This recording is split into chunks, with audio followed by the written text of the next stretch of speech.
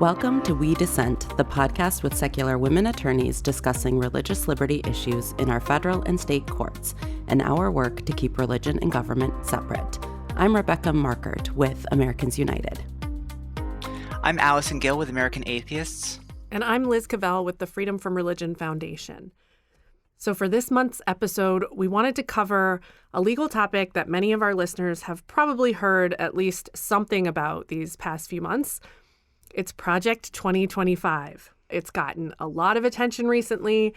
We've all heard how Project 2025 includes a 900-page document laying out plans for the next conservative presidential administration to transform our government. And if you're like me, you hear 900 pages and think, I will never be able to read that, or nor will I try. But that 900-page policy playbook is just one of 4 pillars, that's their word, of Project 2025. So we're going to go through what this is. We wanted to give our listeners the We Dissent perspective on Project 2025. That's because not only is it this huge, sprawling upheaval of the functions of government that will completely transform our lives, but sometimes I think lost in the coverage has been that one of the most consistent through lines in the whole plan is this explicit embrace of a Christian nationalist ideology and the absolute obliteration of the separation of church and state in how a future executive branch will function. So we're going to cover this through our lens. Hopefully listeners will come away with a better understanding of how Project 2025 threatens what we all care about so much on this show, which is the separation between church and state. What we're covering today, how Project 2025 is going to affect church-state separation in our country and religious liberty overall, is very, very absent from a lot of the discussion around Project 2025. Absolutely. But like Liz mentioned, the through line really is Christian nationalism. While I was prepping for this episode, I just did a quick search of podcasts to figure out who's talking about Christian nationalism and church-state separation in relation to Project 2025, and I couldn't find any. That said, I probably did miss some, but I think we might be one of very few podcasts that is devoting an entire episode to how this will affect religious liberty rights of all Americans. Let's get into it. One of the first things, and we kind of talk about this with a lot of things, in judging whether or not something threatens our constitutional crown jewel, the separation of church and state, kind of a very easy cheat sheet for that is who's behind it. Is some of the people that are challenging us on the direct separation of church and state cases that we've been litigating for 50 years, then chances are it holds some sort of weight and promise for the Christian nationalist movement. So if you've been following any reporting about Project 2025, we've mostly heard about the Heritage Foundation, right, being the organization behind the project. Without doing too much background on Heritage Foundation, they're basically a big old conservative think tank. They're a part of this whole big, huge dark money network of conservative organizations in the Leonard Leo realm. And they've done a lot of policy think tanky type of work over the years and over the decades. And they're spearheading the Project 2025 effort. But I think it's really important and telling that Project 2025 explicitly kind of advertises itself as this huge, broad coalition effort of more than 100 conservative organizations. And again, you just look at who these organizations are, and it tells you a lot. So in the printed Project 2025 mandate materials, the big 900-page booklet that you see on TV, there's fewer of these. But on their website, they're constantly adding coalition organizations to what they call their advisory board. And the list is hundreds of organizations from all different types of conservative niches, but the ones that stand out most to me are the ones that we know well. Our listeners may recognize a lot of these members as well. Many are organizations that have been working for the last 40 years on dismantling the wall of separation between church and state. Organizations like Alliance Defending Freedom, which is a group that was founded by a group of televangelists and radio preachers in 1993. They're a self-described Christian law firm with an annual revenue of over $100 million. That was reported in 2022. ADF has been litigating cases at the Supreme Court that deprive LGBTQ people of equal rights and claims to have crafted the model bill that was at the heart of Dobbs versus Jackson, obviously the case that ended the right to abortion in our country. And ADF is also labeled as a hate organization by Southern Poverty Law Center along with a lot of these, right? That's right. And that's mostly in recognition of all their work in the anti-LGBTQ space. They have really sort of, I guess, championed is the word that comes to mind, anti-LGBTQ hate against youth. They've made public statements calling LGBTQ kids evil. They take all of these lawsuits that are designed to take away rights of LGBTQ citizens, to make life harder for trans and gay kids in schools. I mean, they don't stop trying to get businesses to be exempt from anti-discrimination laws. This is a big part of their portfolio. They are 100% in the Christian nationalist camp, ADF. Right. And before they were doing that, they were going after abortion rights. And before that, they were going after things that we would consider are like typical bread and butter church-state separation issues, like prayer at legislative meetings, prayer in schools, and religious displays on public property. So they've been around for a very long time dismantling the wall of separation. Right. And right alongside ADF, another one of these advisory board organizations behind Project 2025, First Liberty Institute. Cut from the same cloth as Alliance Defending Freedom, this is a right-wing Christian nationalist legal advocacy organization that takes a lot of these same cases. They were behind the Coach Kennedy praying on the football field case. They take a lot of these same cases in the religious exemptions for anti-discrimination laws space. They're part of this whole network. And again, they were involved in many of our Establishment Clause cases back in the years when they were just fighting the straight separation of church and state. They too have expanded into fighting against abortion, contraception, all of those things that are so popular in the Christian nationalist agenda. And I'm just going to throw in here that this organization in the fiscal year 2022 and 2023 reported revenue of $25 million. I think it's really important that we also look at how much money is flowing from these organizations into this endeavor.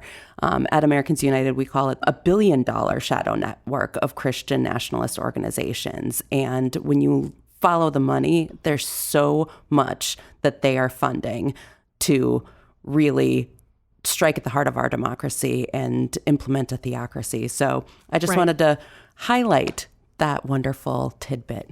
And not to give too many spoilers to Project 2025, but to hear them tell it, they are the David to the secular left's Goliath. So right. Raises... And well, there's so many organizations here that are big names, like Family Research Council, like National Rifle Association, Moms for Liberty, Concerned Women for America. These are organizations we encounter and talk about over and over again. So I'm pretty sure our listeners are familiar with them. It's just an unending list. It's really a coherent vision of the rights policy agenda. That's what we're talking about here today, right? That's exactly right. And it is broad in the sense that it encompasses anti-abortion organizations. And then you see the full Christian nationalist legal organizations like the ADFs. Liberty University is one of the advisory board members, right? They're a super evangelical private college. That might be Jerry Falwell's college. You have James Dobson. Yeah, good guy. James Dobson Family Institute, the Family Research Council, all the big conservative, anti-abortion, Christian nationalist, anti-LGBT groups have banded together to create this super sprawling policy agenda that's Project 2025. Before we get into what Project 2025 is, we do want to note that this is part of a long game strategy by these organizations to implement their theocratic worldview to all Americans. In the beginning of the 900-page manifesto that we mentioned at the top of the show, they talk about this history. They actually mention that in 1980, a similar document was formulated and given to then President Ronald Reagan, basically to make sure that everybody was on the same page about what needed to happen in his administration. So I want to bring this up because this is something that's been going on for decades, and we've been working against these forces for decades, and will continue to do so no matter what happens in the next year. That also brings us to our next point, which is all of our organizations are 501c3 organizations, and we are prohibited from engaging in any political campaign intervention. So we do not endorse or oppose any candidates. So we're going to be focusing on the issues here and not the political parties or candidates that are involved. Right. So what is Project 2025? The brief overview of the full project is that it encompasses what the Heritage Foundation and its coalition calls 4 pillars. Only one of those pillars is that giant 900-page plus document that lays out the detailed policy agenda. That's called the Mandate for Leadership 2025, the Conservative Promise. It is the massive, sprawling agenda that touches every department of the executive branch. It goes throughout pretty much every single federal agency you could think of and makes detailed policy plans. Every time we talk about this 900-page document, I just have to share this because it's kind of funny. I always think of that line in Hamilton where they're like, and he wrote it down right here. Like they're literally writing down all of these like horrific, horrible plans, and you can just read it. It's all there. Yep. Because they're proud of it. This is what they want to accomplish. Yeah. Of course they have to talk about it, right? It's only when it starts to get labeled with certain lawmakers and it causes election concerns that people have issues with it. But yeah, they're proud of this. They spend a lot of time and effort on it. Totally. You get the sense that it is this crowning achievement of years of work of this massive coalition. So, okay, 4 pillars. So one is the 900-page document, the Mandate for Leadership. The second pillar is actually really scary. It's the personnel database. There's been some coverage of this, but basically it's the recruitment effort for the next conservative administration. That's their words. That's who this is aimed at. And the idea is to create a database of people to replace career civil servants with far-right ideologues. And this includes basically a litmus test, a political loyalty oath kind of thing, before anyone can be considered to be included in the database of personnel that will staff a next conservative administration.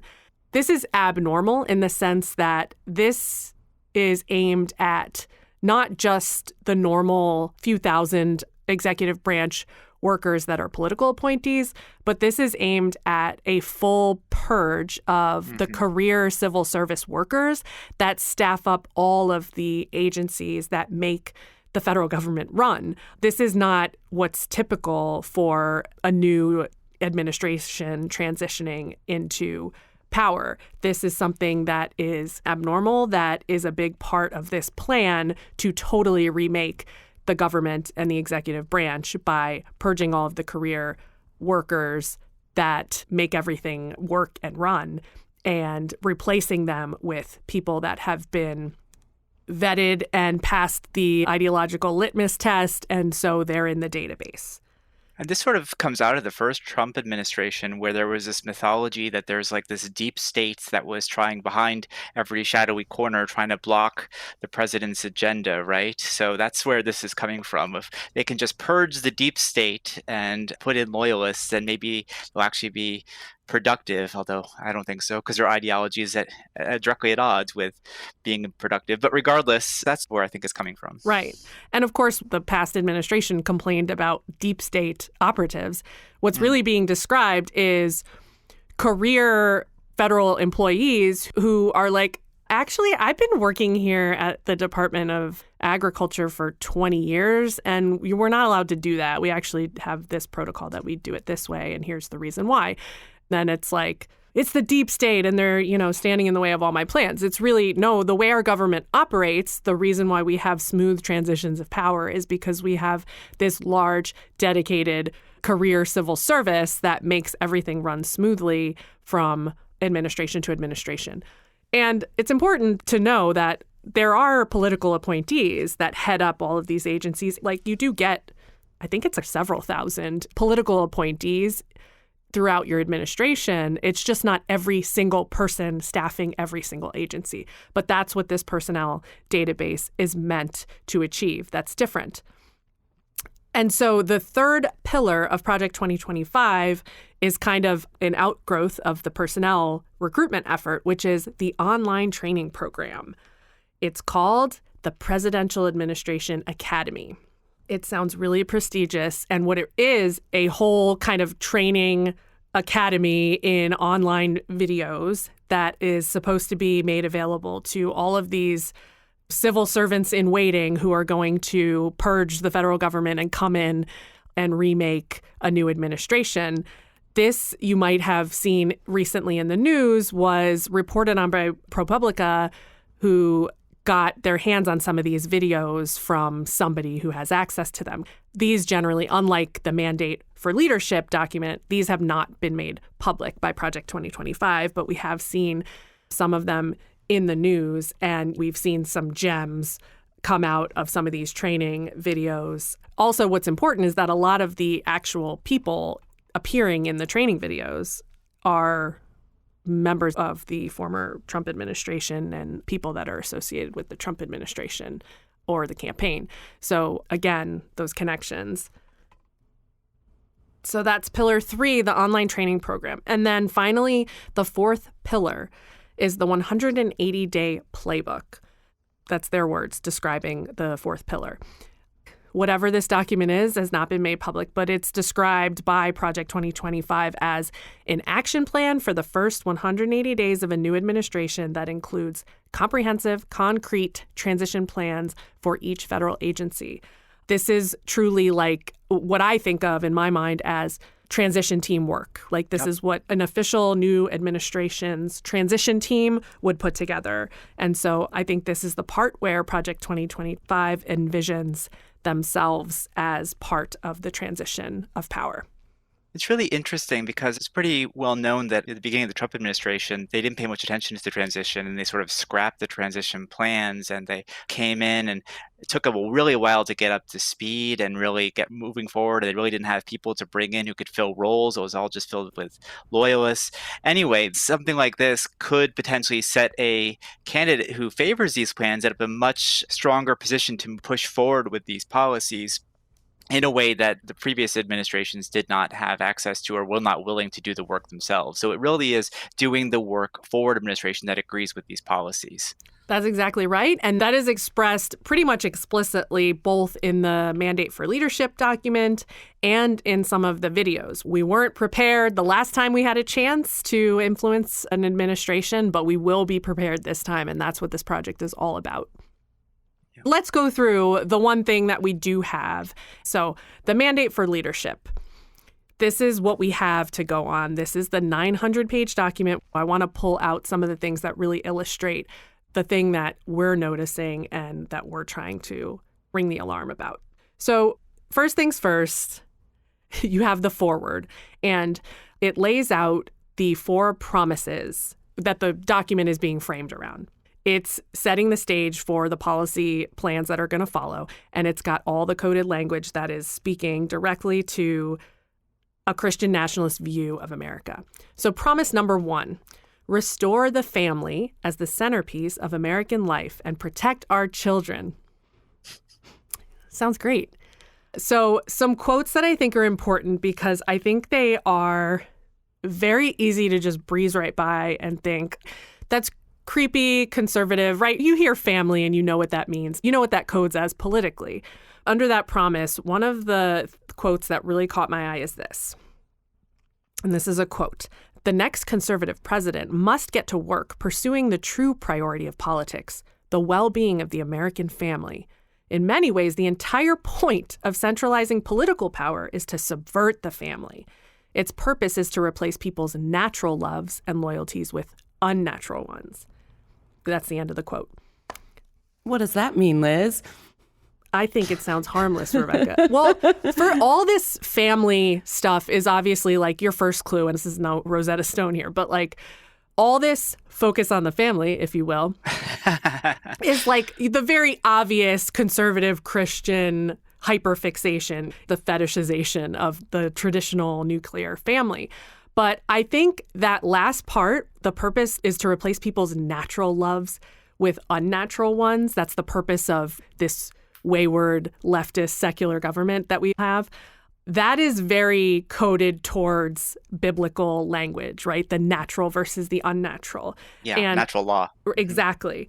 People that are kind of ex-Christian dominionist, people that were brought up in that culture have flagged that as speaking right to the people who are hearing biblical values. Well, not just that, but also Catholic theology has a lot of focus on things like natural law, right? So Yeah. I think that's relevant to them as well. Right. And the unnatural, right? Framing all of the things, the loves and loyalties that are unnatural are the things that we're all going to read about in the rest of this policy document, which is transgenderism and secular public schools and wokeism and critical race theory, all of these cultural things, but being framed in this language that is subtle but biblical. And then another quote that really got my attention from this promise number 1. This is, quote, "Finally, conservatives should gratefully celebrate the greatest pro-family win in a generation, overturning Roe versus Wade. But the Dobbs decision is just the beginning. Conservatives in the states and in Washington, including in the next conservative administration, should push as hard as possible to protect the unborn in every jurisdiction in America. In particular, the next conservative president should work with Congress to enact the most robust protections for the unborn that Congress will support." That is a nationwide abortion ban right there. And it's literally their words, not ours. Dobbs was just the beginning. So a huge anti-abortion component and this biblical view of life and personhood that is the basis of so much of the policy in this document. Promise number 2 deals with one of my pet issues, the administrative state. So promise 2 is dismantle the administrative state and return self-governance to the American people. So basically, they talk about unaccountable federal spending is a secret lifeblood of the Great Awakening. Oh, isn't that clever? They built woke into Great Awakening. That's so smart. That's so smart. So they say bureaucrats, examples from this section, bureaucrats at the Department of Education inject racist, anti-American, ahistorical propaganda into America's classrooms. DOJ, they force school districts to undermine girls' sports and parents' rights to satisfy transgender extremists. Woke bureaucrats at the Pentagon force troops to attend training seminars about white privilege, and bureaucrats at the State Department infuse U.S. foreign aid programs with woke extremism about intersectionality and abortion. Lots of scare Wow, quotes that just, in there. I was just going to say, you're not reading all of the scare quotes. There's a lot. There's a lot in there. Yeah. That's just an opening account of why the administrative state is evil and has to be completely dismantled.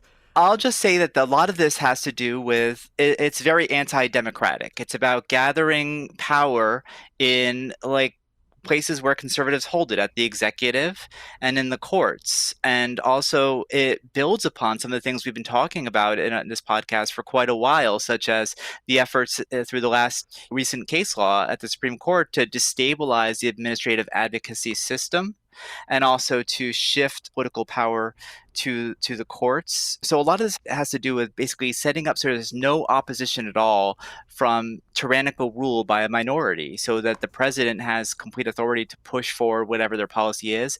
And during the previous Trump administration, there was a lot of ability to sort of push back on that in the courts through nationwide injunctions. But the Supreme Court has already said They've grown increasingly more skeptical of nationwide injunctions. And if there was a conservative president, they might even become more skeptical suddenly after allowing it for several years under another administration, for example. That's quite possible. It could be that there's sort of a flip-flop there and there's an increased concentration of power. So we're looking at these interlocking systems that build upon one another. Right.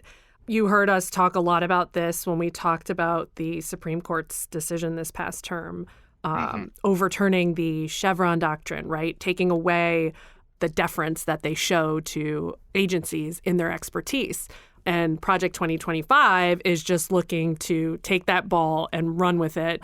And it's not going to matter anymore because the agencies won't have any expertise because all the people with expertise will have been replaced by ideologues. So, guys, promise number 3. Defend our nation's sovereignty, borders, and bounty against global threats. So you think this is the one where it's all about the borders and immigration. What could possibly be Christian dominionist in here? But there's a quote here that caught my eye, and I'm not the only one. This is a quote. Intellectual sophistication, advanced degrees, financial success, and all other markers of elite status have no bearing on a person's knowledge of the one thing most necessary for governance, what it means to live well. That knowledge is available to each of us, no matter how humble our backgrounds or how unpretentious our attainments. It's open to us to read in the book of human nature, to which we are all offered the key just by merit of our shared humanity. One of the great premises of American political life is that everyone who can read in that book must have a voice in deciding the course and fate of our republic. What is that book, I wonder? I know. It just, you kind of blink and you miss it. And I read it a few times and I'm like, no. But others have done commentary from kind of inside Christian nationalist movements and is like, no, that's definitely the Bible. The book of human nature, and you can read it in the book, and if you can read the book, you have a voice, is all biblical stuff.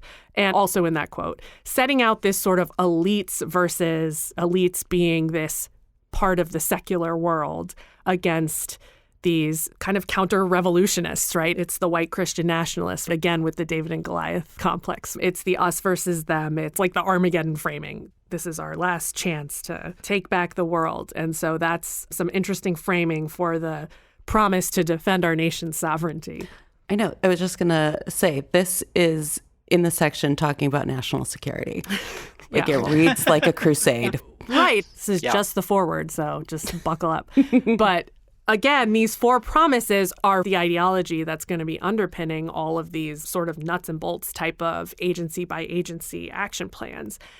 Okay, promise number 4, secure our God-given individual right to enjoy the blessings of liberty.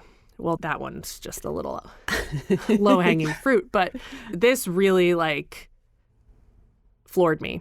A quote in this section talking about promise number 4, quote, when the founders spoke of the pursuit of happiness, what they meant might be understood today as, in essence, the pursuit of blessedness.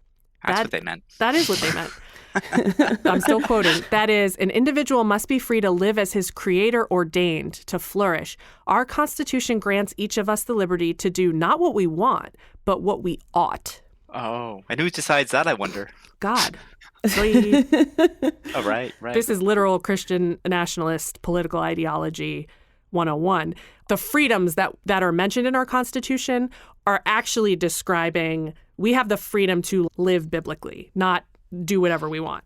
That's what's being expressed here. And our founders, they talked about the pursuit of happiness, but believe me when I say they meant the pursuit of blessedness. Yeah, really what they're doing is rooting our constitutional rights in God rather than we the people, as was enshrined in our Constitution. And, obviously they're interjecting Christianity into American constitutional history by redefining this phrase, pursuit of happiness. I have to say, this is the preamble, and it's not really a news story to say, a bunch of Christian nationalist organizations put forth a Christian nationalist vision, right? So I really do think the important thing to focus on is the policy agenda, if that makes sense, because there's just so much there, and so much of it is coded, like you were saying, Liz, that it's so easy to miss when it has all this language around it, but it really is the key things, because it shows the direction that they want to head and where they want to take our country. You know what I mean? Yeah.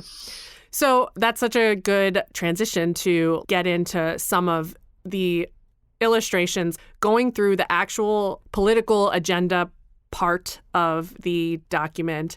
And on the one hand, when I was outlining this, I'm thinking like pulling out these examples almost, it makes it sound so much smaller than it is, because it really is just, there's too many to name. This is why I think laying the framework of the promises and all the rhetorical language, yes, it's not surprising, but I do think it's important because you have to understand that that ideology runs under every single policy decision in here. So let's pull out some examples. We're talking a 900-page policy document. It's very dense. So the first example that I pulled out was from the HHS section. It's the Department of Health and Human Services, which is one of many big, important executive branch federal agencies that is responsible for so many programs that affect all of our lives. In the HHS section, there's a bunch of policy recommendations, but it also lays out 5 goals. And they are completely given over to a very hard right anti-abortion and anti-LGBTQ ideology. So, quote, the Secretary of HHS must ensure that all HHS programs and activities are rooted in a deep respect for innocent human life from day one until natural death, abortion and euthanasia are not health care. Those are policy goals of the HHS section, one of the policy goals. And then in that same section, there's another quote, families comprised of a married mother, father, and their children are the foundation of a well-ordered nation and healthy society. That is a full rejection of Obergefell and federal law in terms of whether or not HHS, the government, can define a family as a married mother, father, and their children. And again, this is underpinning all of these policy changes that are being prescribed for the Department of Health and Human Services.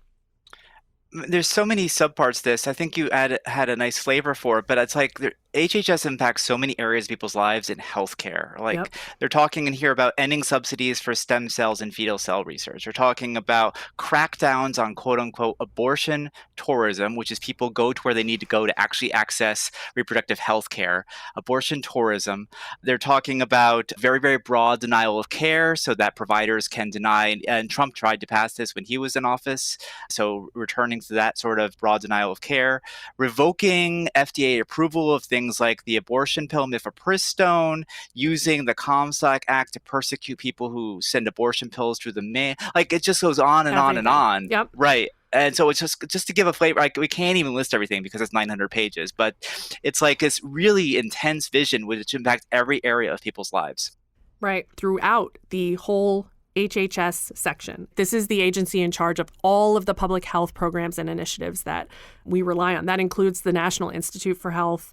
And yes, throughout the HHS section, it's just a laundry list of far-right Christian nationalist priorities, like Alison's mentioning. It's defunding Planned Parenthood, eliminating any funding supporting any type of coverage for abortion care, including abortion travel or tourism, as it's framed, eliminating any funding or health insurance coverage for the morning or week after pill contraception, as they describe, gender affirming health care, no funding, no support, eliminate all of that. Reversing the current federal interpretation of EMTALA that we talked about with regard to the EMTALA case, right? That's the federal government suing the state of Idaho to maintain that interpretation of EMTALA that protects women in emergency rooms that need stabilizing abortion care. Done, gone, reversed. Make the National Institute for Health completely remade with a pro-life, anti-gender affirming care, science hostile agenda. NIH must, quote, create and promote a research agenda that supports pro-life policies and explores the harms, both mental and physical, that abortion has wrought on women and girls.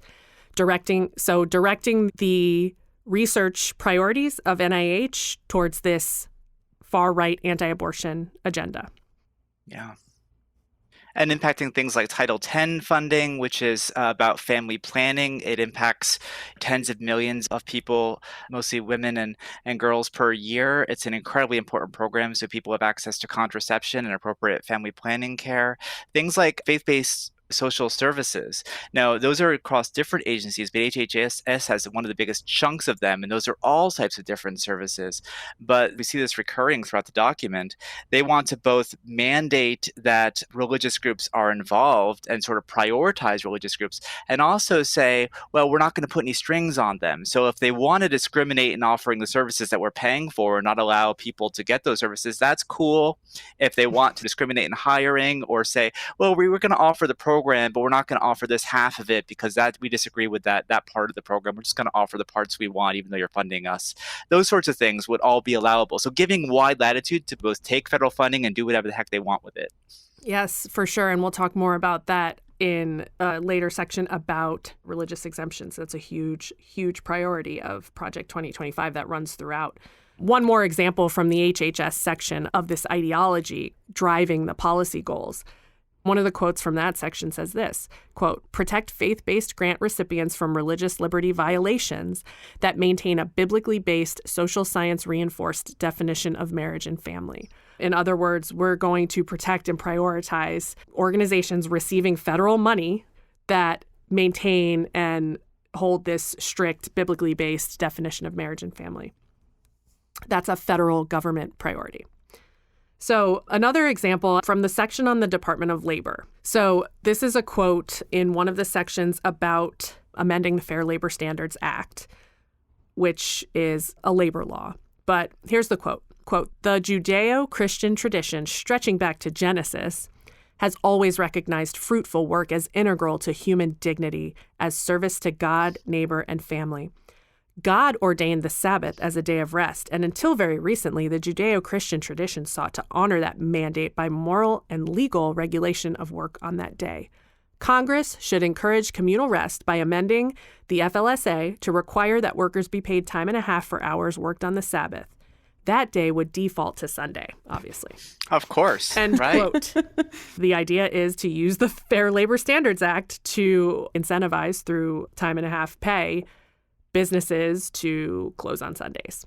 And that's I will say they're asking for congressional action there. So a lot of this they can do day one as part of the administration, but this is actually calling for like legislative change, which is much more harder bar to pass.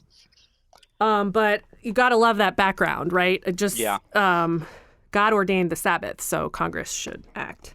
And that's just the flavor of all the policy priorities and what is the ideology that's driving the policy priorities.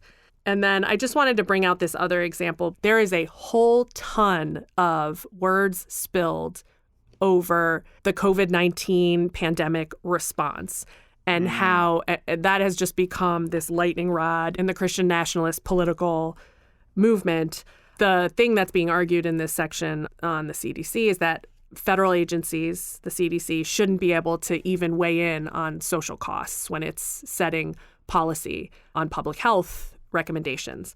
So what they say in the section is, quote, for example, how much risk mitigation is worth the price of shutting down churches on the holiest day of the Christian calendar and far beyond, as happened in 2020? What is the proper balance of lives saved versus souls saved? The CDC has no business making such inherently political and often unconstitutional assessments and should be required by law to stay in its lane. So while simultaneously saying, what's the value? How do you balance lives against souls, right? Like the obvious connotation is souls are so much more valuable than lives. But also the CDC can't even be assessing that. So they can't make public health recommendations if there's these social costs that they can't weigh on the other side. This plays into the persecution complex we were talking about. Totally. We just saw this wave of legislation over the last few years in the states after this happened with the pandemic saying, oh my gosh, public health laws are so oppressive. We can't follow these. We can't be closed for a few weeks during the middle of a global pandemic. That's absurd. Anyway. It's crazy. So I'll let you guys do some talking here so I'm not just lecturing. But the next kind of point I wanted to pull out of Project 2025 in terms of how does it overlap with a Christian nationalist agenda is the dismantling of secular public education. Literally. We try to draw this connection all the time because even outside of Project 2025, a huge part of this agenda involves destroying public education, right? And Project 2025 really just adopts that whole agenda as part and parcel to what needs to be achieved by the next conservative administration. And so I want to give some sort of illustrations of how we see this throughout Project 2025. The biggest one that many people have heard of, because it's quite a showstopper, is that Project 2025 includes abolishing the Department of Education. It also would eliminate programs like Head Start.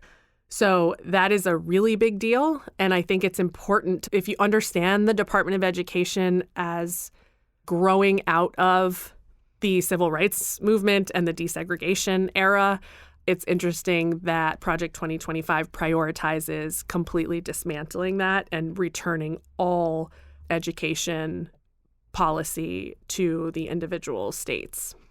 And voucherize it, right? They have a big emphasis 100%. on vouchers, too. I mean, this goes back to a lot of Catherine Stewart's work in her book, The Power Worshippers, and others, talking about the religious rights growth out of the sort of segregation agenda and how it shifted from this effort to focus on maintaining white privilege and segregation to this focus on abortion. And we still see the same thing even today. Like, the underlying current is back to education. Let's make sure that there can be this built-in segregation and cutting out any sort of gains made for disenfranchised groups to make sure that they are able to access appropriate education. Because everyone recognizes that education is a base necessary to participate in our society. It's like essential to have civil rights. You have to be educated enough to understand them and participate as a citizen, right? So it really is disgusting, frankly. It is, and it's a huge component of the broader agenda to move towards more theocratic and less secular government.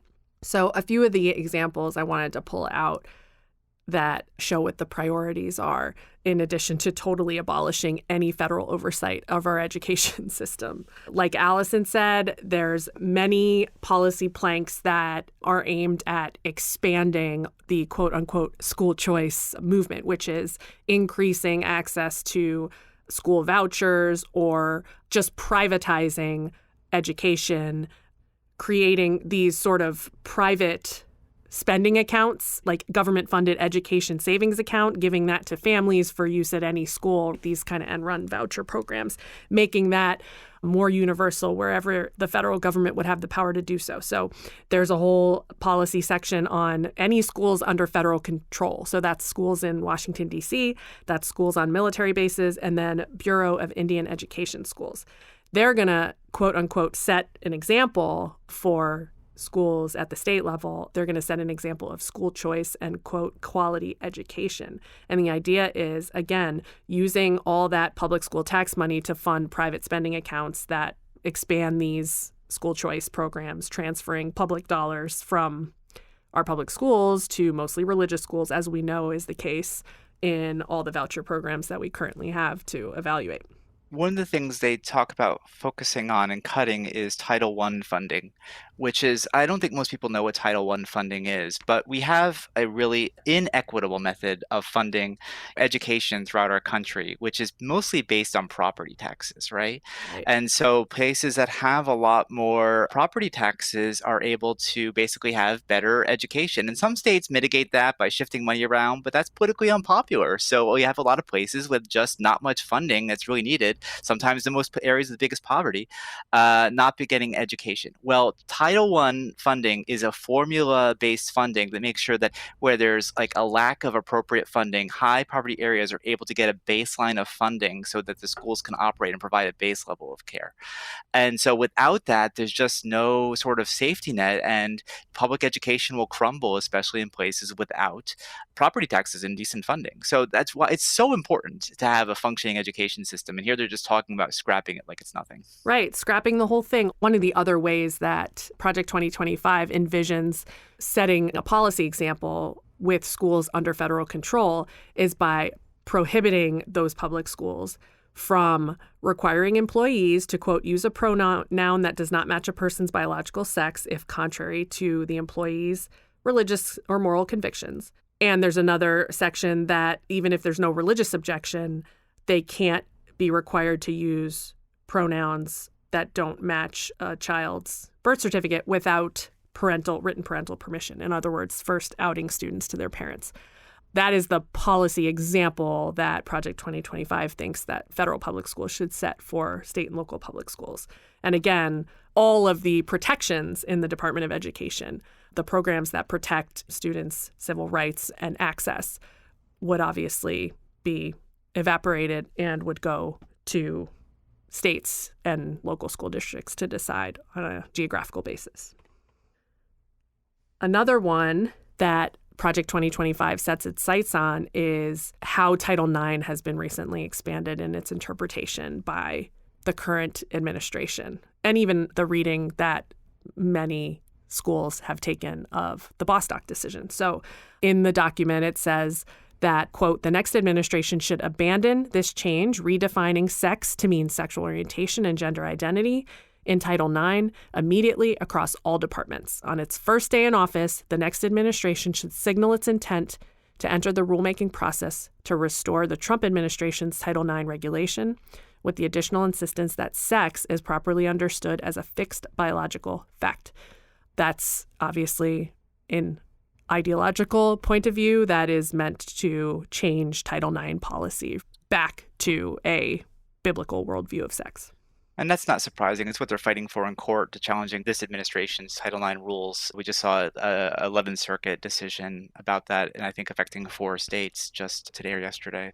So another thing that is in this education section is about overhauling accreditation. The Higher Education Act is an old law that partially deals with accreditation of public schools. And what Project 2025 would do, part of what it would do to overhaul the accreditation process, is prohibit accreditation agencies from, number one, requiring standards that undermine the religious beliefs of or conflict with the religious mission or beliefs of the institution, and 2, intruding on the governance of colleges and universities controlled by a religious organization. In other words, they don't want religious colleges and universities to have to be bound by any accreditation standards that they have a religious conflict with. So that's a big one. Including curriculum standards, right? Exactly. Yeah. Yeah. Any standards, criteria, or policies or conduct that conflict with their religious mission or their religious beliefs of the institution. So that's a big one.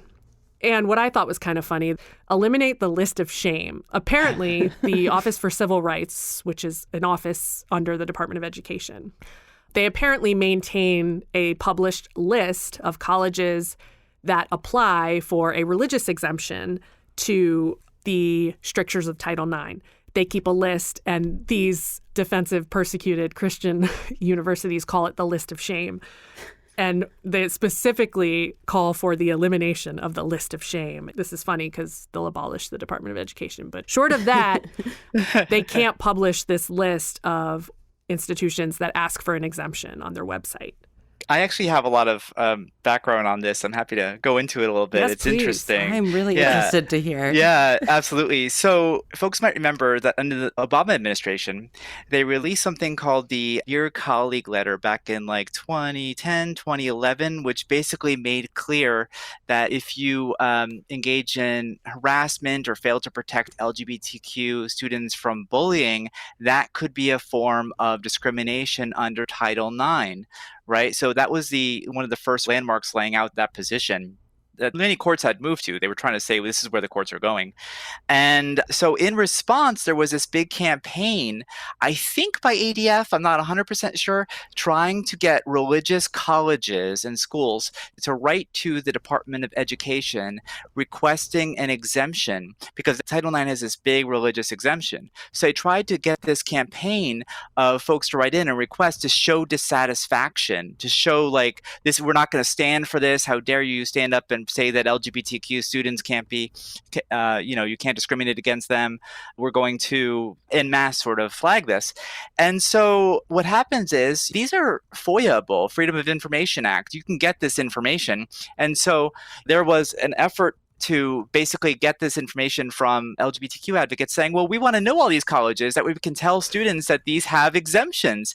And there's a rule basically that says if you get FOIA'd enough times for information, you're supposed to publish it to make it widely accessible. That's a statute. So basically, that's what they did. We actually encouraged them to go further and to name these organizations that would have been, I guess, more akin to this fake list of shame. But all they have on their website is a list of these interactions with these organizations saying, well, we're requesting these exemptions and this is the response, which they're allowed to do. Right. But this is their own fault. They're trying to cover their own tracks for a botched campaign for like this mass requesting of exemptions, because they don't want people to know that they're going to face potential discrimination for going to their colleges. Right. Yeah, no, that is such awesome background, because that's the thing that's funny about it. It kind of stuck out in the sense of the whole tone of this document is just like this proud reclaiming and purging of the government and remaking it in this Christian nationalist image. And we're fighting this battle against the secular left. And then there's just like this point where it's like, don't tell anyone about our shame. It's like, how dare you tell people we actually want to discriminate? Yeah. Right. They're like contradicting themselves, because they're like, remove the list of shame in the department we're going to eliminate. But then also, we're also going to talk about a bunch of exemptions that we want. Yeah, and we're damn proud of it. And right. You better obscure it on your website. So, of course, we're talking about public information, which is what is the funny part Alison's pointing out. But they don't like that it's not obscured. That's the whole point of this whole power grab and this consolidation. It's like, at the end of the day, we know that we can't get this policy change through democratic means because it's not popular enough and it's harmful. This isn't about education, but my favorite example of that is the Comstock Act. I know we've talked about this before, but which is basically this old, from the 1800s law about mailing indecent things through the mail. And like, it's been reinterpreted and never actually been applied to stop things like mailing contraception, even though on its plain language, one might get there, right? But that's exactly the sort of thing they're trying to revive and now make operative, because they don't have to go through the democratic process. They can just sort of impose it and say, well, this is what it says, look right here, even though it's never been applied that way and there's been like a legal history around it. If it were applied that way, it would violate constitutional principles. But we'll just ignore all that and say, look, it's right here in black and white. Therefore, we can avoid the whole trouble of passing this incredibly unpopular policy through Congress and just impose it on everybody through fiat. That's the whole playbook. It's like, what tools are at our disposal that obviously don't require any democratic approval? Small d. And it's like, oh, look, this law is already on the books. Granted, it's from some obsessed perv from the 1800s and nobody is bound by it and it's not enforced by anyone anywhere, but it exists. It's a tool. I mean, it's just so desperate. So destroying secular education is no small thing, but there's a lot of ground to cover here. And so I wanted to kind of move on to another sort of, in my mind, subset of policy goals of the Project 2025 document. And that involves the direct flow of taxpayer money to religion with no strings attached. We kind of alluded to this when we were talking about HHS and the increase of funding and the increase of religious exemptions. But I think it's important to just call this out as a specific thing that is throughlining many of the sections of this document. There are a lot of agency policy actions that call for expanding access to taxpayer funds for religious institutions in one way or another. So a couple of examples that stuck out right away: completely eliminating the religious eligibility determination process from SBA loan programs. This came up most notably during the COVID-19 pandemic, when SBA loans kept so many businesses afloat and they were plundered by religious organizations. But the SBA loan program still does maintain some religious eligibility forms for its business loan programs. And the Project 2025 authors are livid about this, and they say in the document there is no Establishment Clause basis for having any eligibility requirements for religious entities to receive SBA money, and that eligibility determination process should be totally eliminated from SBA loan programs. It's interesting too, because like these programs are for businesses, they're not for nonprofits, right? I mean, the Paycheck Protection Program, like you were talking about, was a little bit different because that was for nonprofits Yes. as well. But these are for businesses. And so we're talking about religion-focused businesses. If you're a small business that just happens to sell Bibles, they're not going to deny you a loan like everybody else. No, we're talking about like religion-focused entirely businesses. So it's just this narrow chunk, and frankly, for those things, it makes perfect sense to have restrictions in place. Yeah, that's such an important point, Alison, because it explains they want zero separation between church and state. That little eligibility threshold that exists for public money to not go to religious purpose-driven outfits is too much. That's too much. There is no establishment clause like bar to any funding going to a religious institution, not just like a Chick-fil-A type of business, but like a religious institution under the SBA program that also purports to be a business. It's not just a leveling of the playing field. Like it's already a level playing field, and they say we want zero establishment clause in this space. Or anywhere else. Well, yes, in all spaces. This space being, I'm gesturing to America. Alison, you alluded to this earlier, and it's hugely ubiquitous in the HHS section, the Department of Health and Human Services, which is that HHS should, going forward, prioritize, not just include, but prioritize faith-based programs in receiving grants under the Healthy Marriage and Relationship Education Program, HMRE, and the Healthy Marriage and Responsible Fatherhood programs. And they are specifically calling out these programs because they involve programs that support marriage and families, and they want to prioritize giving money to faith-based recipients, and that one of the policies that the HMRE, the Healthy Marriage and Relationship Education Program, needs to implement going forward is this, quote, protect faith-based grant recipients from religious liberty violations that maintain a biblically based social science reinforced definition of marriage and family. So again, they're protecting and prioritizing grant recipients, right? Institutions receiving federal money that maintain a biblically based view of marriage and family. I think it goes further than that, though, Liz, because what they're saying is basically this is a program to reinforce or support healthy marriages, right? But they're saying we're going to favor religious organizations, and their programs are going to be infused with this religion. So it's not just about like religious programs, it's about them paying specifically for religious ideology promotion, right? Which some might call preaching. It's basically them paying money for the promotion of religious ideology, which is unconstitutional. It is a violation of the First Amendment. And that's what they're really striving for. They're just trying to sort of put layers around it to code it. Exactly. That's exactly right, which is another way of saying this is no small thing. Like these things are not random swings from administration to administration. These are big envisioned policy changes that will fundamentally change the way that we fund programs and the amount of federal funding that goes to the promotion of religious ideology. Not just religious organizations that are providing some sort of social services, but actually faith-based organizations that the whole point is that they're promoting a biblically based idea of marriage and family in their programs, and federal funds should go to that. That's part of the policy plank here. I don't think we can wrap this up without discussing pornography. I think we have to talk about pornography because this is by far the most outrageous sort of they want to criminalize pornography, the people that make it, the people that view it, the people that know about it, everything to criminalize pornography. And they don't really mean by pornography, they don't really mean pornography, because there's this increased habit among Christian nationalists to call everything, any book by an LGBTQ author, pornography, any sexual health education, pornography, any drag queen show, right, pornography. It's any LGBTQ advocacy, pornography. So, I mean, it's painting with a broad brush, but there's this explicit call for criminalization of all these things, right? Which is outrageous and completely violates the First Amendment, but that's what we're seeing here. Yeah, you're right. It's in the foreword. So this is like top of mind for these guys. Pornography should be outlawed. That's a quote.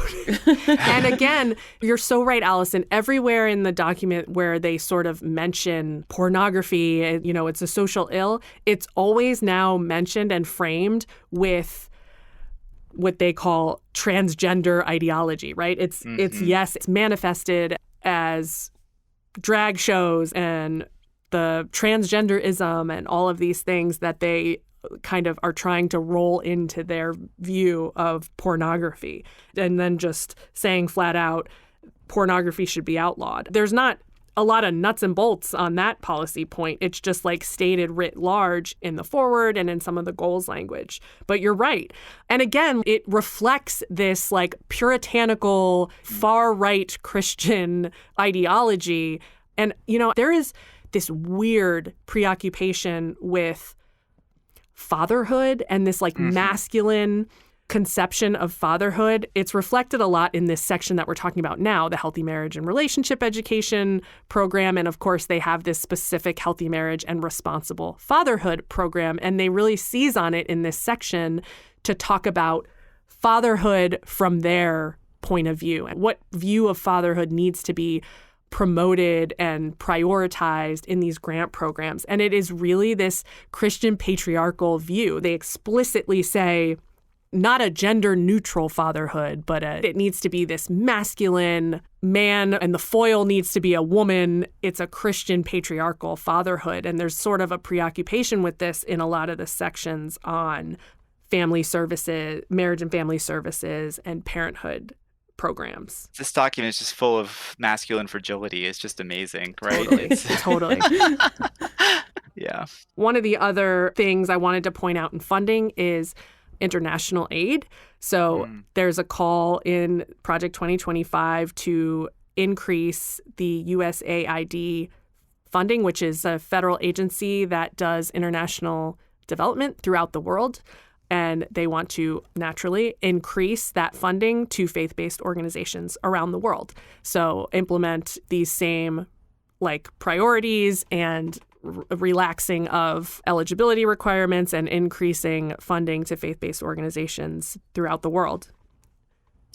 It's interesting that they're calling for that. And to be fair, we're talking about a different entity here. When this has been in the media a little bit, that in Congress, they're attacking groups like Humanist International that have received funding to promote religious freedom among atheists in Southern Asia. Right. And that has been under attack relentlessly, that and the Department of State from particular far-right lawmakers. And, you know, the grant that they received money under was mandated by, it was a Republican law originally, and it sort of mandates money going to religious minorities, including, for example, atheists. It's just ironic. Exactly. One more funding piece that caught my attention, you touched on earlier, Alison, was Title X federal funding, which is for organizations providing family planning services. So there's a lot in here in this section about that's really ideological if you're sort of reading between the lines and you kind of speak the language, such as prioritizing family planning service providers that focus on what they call fertility awareness contraception, which I think is also known as the rhythm method of contraception, the non-contraception method. The ineffective method of contraception. Yep. That's a weird policy plank for Title X funding, but okay. And then it also mandates that HHS, quote, eliminate religious discrimination in grant selections and guarantee the right of conscience and religious freedom of healthcare workers and participants in the Title X program. And I think it's important because obviously we're talking about family planning service providers, but this section would include a policy change to allow religious organizations that receive taxpayer funding to refuse to provide abortion referrals, just referrals, to patients who request them, which right now is obviously a requirement. If you get federal funding, you don't have to provide abortions, but you do have to give referrals to patients in your care who want an abortion. Project 2025 describes that as an effective bar to pro-life organizations participating in the program, and that they would totally undo that. So again, opening funding wide open for religious actors in the family planning services space, giving federal money to these organizations to basically promote their religious view of family planning services with taxpayer dollars. Another issue is religious exemptions. So this has been a matter of dispute under several previous administrations. Title VII has a religious exemption that's generally considered pretty narrow. Title VII has to do with employment non-discrimination. So basically, a business that's religious can discriminate to prefer co-religionists when they are engaging in their activities, basically. So that's the exemption. It's fairly narrow. We sort of use that as like the maximum bar of what religious exemptions should look like to accommodate religious entities if they're necessary at all. But that is not how this document would interpret it. And this was sort of pushed under the last Trump administration too. They want to not just be about preferring co-religionists, but to use that exemption to really swallow the law, to basically say, well, any sort of religious disagreement or religious belief can allow you to discriminate not just on religion, but on other bases. So you can choose not to serve people of different sexes or races or sexual orientations or whatever because of your religious objection. So that basically is the difference. And that would be a really marked difference in the law currently. Yeah, it's really important. There's definitely a hostility towards non-discrimination laws and a full intent to expand the rights of religious businesses to discriminate in violation of anti-discrimination laws, which is obviously at issue in a lot of the Supreme Court cases we've talked about over the past few years. It's very clear where Project 2025 would go with that. Another underlying theme, I think, throughout Project 2025 is that all of the wins and the gains that they got over the last 6 years have not gone far enough. And they say that explicitly, too, when they're talking about Groff versus DeJoy, for example, where they want to expand the rights of employees to different religious accommodations. Like, those cases that they've won in certain respects, and the ones that they've outright won, they don't think that they've gone far enough. They're definitely not finished in what they've already accomplished. I mean, they've gotten rid of the right to abortion, and still this document has tons of pages dedicated to stripping even more access away. It's just, I think, noteworthy to mention here that in all of this, they seem to lose sight of what they had gained, and they want to still do more. Yeah. Well, we've talked a long time. We want to zoom out real quick for a broader context as we wrap. It's actually easy to lose sight of what the project actually is, and it is a complete, broad manifesto for transforming our secular democracy into basically an authoritarian state. And Christian nationalist ideology is an inextricable part of that. What we're giving you are examples to illustrate what we're seeing, but it's not exhaustive. It's so much broader than any one podcast or news reporter can cover, but it's important to take this information and educate yourself more, talk with friends and family about Project 2025, and just continue to expose what we're facing. I'm going to leave it there for today's episode. Thank you so much for joining us. I'm Liz Cavell. I'm Alison Gill. And I'm Rebecca Markert. If you haven't already, please follow us on our socials, Facebook, Instagram, YouTube, and X.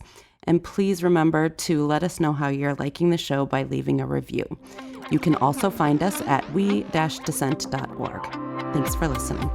We Dissent is a joint production of the Freedom from Religion Foundation, American Atheists, and Americans United for Separation of Church and State. It is hosted by attorneys Liz Cavell, Alison Gill, and me, Rebecca Markert. Other production support comes from Greta Martins. Audio engineering provided by Audio for the Arts based in Madison, Wisconsin. Thanks for listening.